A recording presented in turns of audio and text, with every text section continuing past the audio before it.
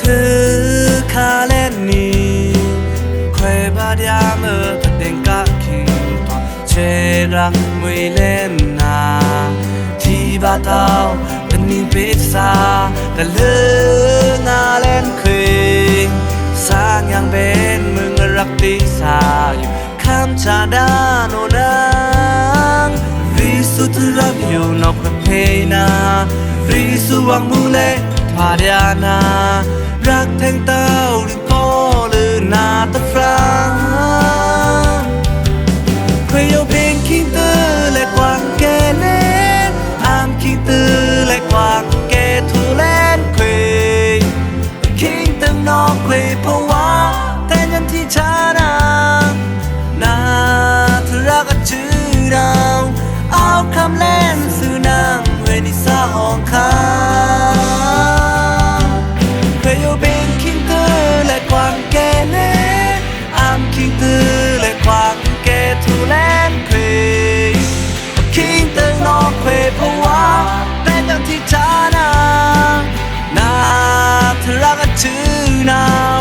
เอาคำเล่นสื่อนางเวนิสาห้องคาช่องและยามแน่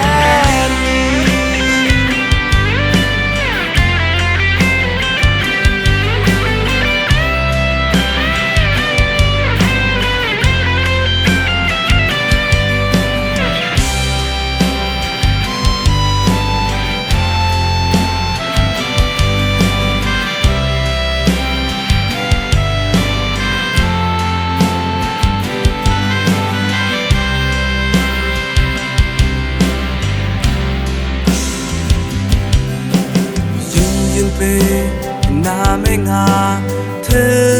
คาเล่นนี้ควยบาดยาเมื่อประเด็นกะคิงตัวเชรักมวยเล่นนาที่บาดเอาเป็นนิพิษาแต่เลืองาเล่นเคยสร้างอย่างเป็นมึงรักตีสาอยู่คำชาดาโนนังวิสุทธิรักอยู่นอกประเพนาวิสุวังมูเล